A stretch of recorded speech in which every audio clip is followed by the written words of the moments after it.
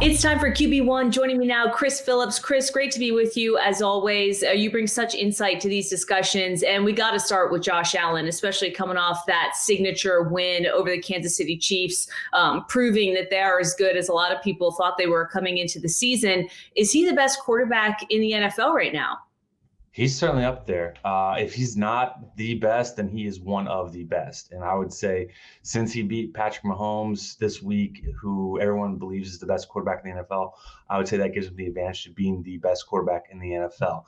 He's certainly having one of his better seasons for sure to help back up that claim.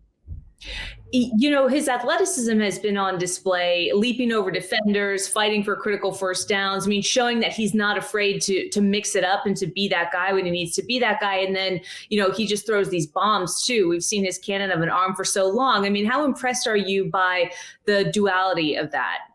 Oh, he's definitely probably the perfect quarterback for football that every head coach and GM wants. A guy that can have the arm to chuck it 50 yards downfield on the fly, have the athleticism to get out of the pocket, make some plays on the run, be able to run over defenders as well, get that tough yards. I mean, he is that, video game type quarterback where it's third down and it doesn't matter the distance because you just give the ball in his hands and he can go and pick up whatever yardage is out there because he's just a cheat code, really. So he is impressive to say the least, and he's got that perfect height, size, ability, and just overall talent and wanting to win and wanting to be the best.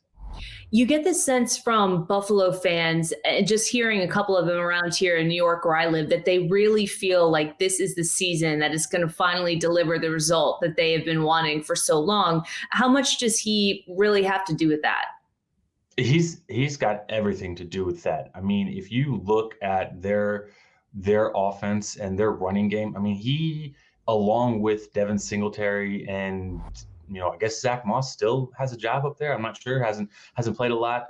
But then they also have James Cook. I mean, those guys are the running game, and Josh Allen probably gets the most important touches around the goal line and short yardage. He's their big back, if you will, even though he's the quarterback. But, between Allen and Singletary, those are the two guys that make the running game go. And then from there, you've got Stephon Diggs, who has just been phenomenal since getting out of Minnesota and being paired up with Josh Allen. The two are just dynamic. Probably one of the best 1-2 punches in the league, the best quarterback wide receiver duo. And then you have Gabe Davis, who's really coming on. He hit the national scene in that memorable playoff game last year.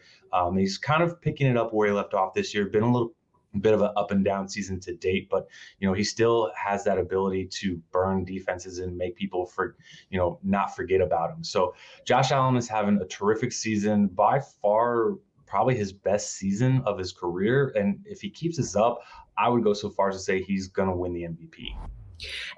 Why do you think so many teams missed on him in the draft?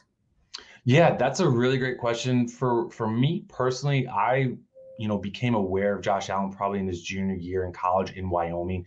I had heard, that scouts were talking about him possibly being the best quarterback to come out that following year. So, when you get praise like that from a junior or in your junior season, that kind of, puts a target on you or puts you on the map. So I really started kind of watching him. And the biggest thing is that, one, he played for Wyoming. I mean, name another college player that came out of Wyoming that's playing in the NFL. It's just not a big school. It's not a Power 5 school. The other thing is that he had a bad senior year statistically, and a lot of that had to do with he lost a lot of talent around him. I mean, there were some talented players on that Wyoming team his junior year who did go to the NFL.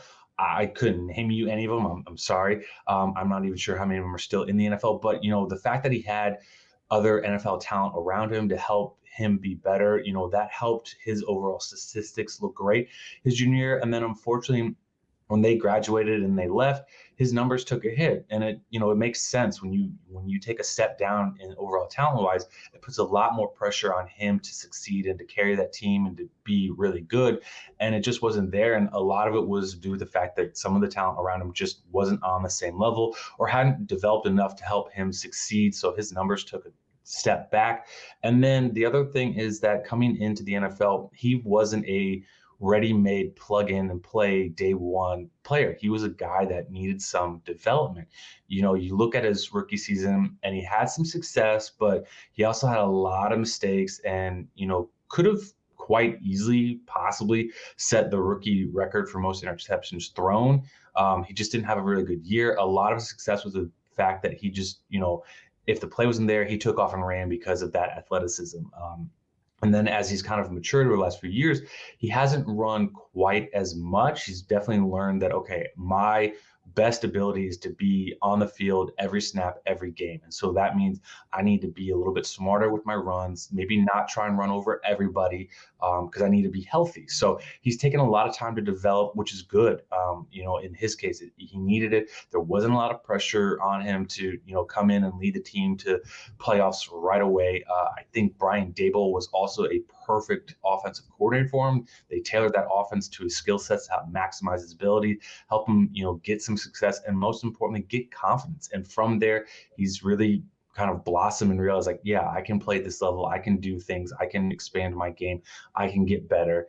And now we see the results. He's one of the top young quarterbacks in the league. And again, you can make the case he's the best quarterback in the league right now. Yeah, and seeing the result of having patience for Brian Daboll too, because I think that relationship and him really assessing what he's truly capable of helped to put him on the map in some regard. And now we're seeing what he's doing with the Giants. And I can tell you a lot of people around here are excited with the results that he's been able to accomplish so far in his short tenure with New York. But for Josh Allen, I think I just heard you say if he continues on this trajectory or just shows this consistency, you think he will be the MVP of the league.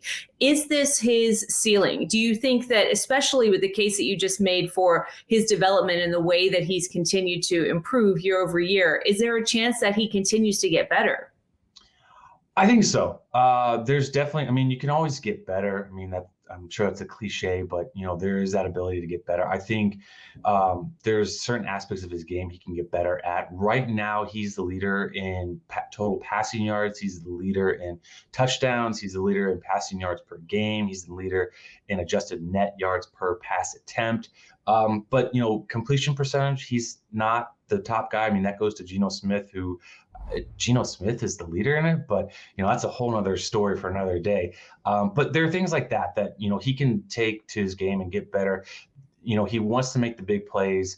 He wants to throw it deep and show off that arm. And I don't blame him. If I had an arm like that, I'd want to show it off a lot as well. I think right now he needs to, just understand taking care of the offense, trying to keep his team on time, not staying out of third and long situations. You just taking what the defense gives you, moving the ball down the field and going from there. He doesn't have to try and get a touchdown on every play. He doesn't have to try and win the game on every play. He just needs to make plays that don't hurt his team. That may be checking it down a little bit more, using a little bit more of these short to intermediate type routes, things of that nature, just kind of refining his game, I would say, is where he's at now.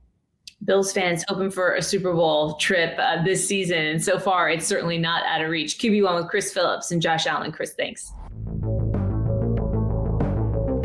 Make sure to like, comment, and subscribe for more QB1.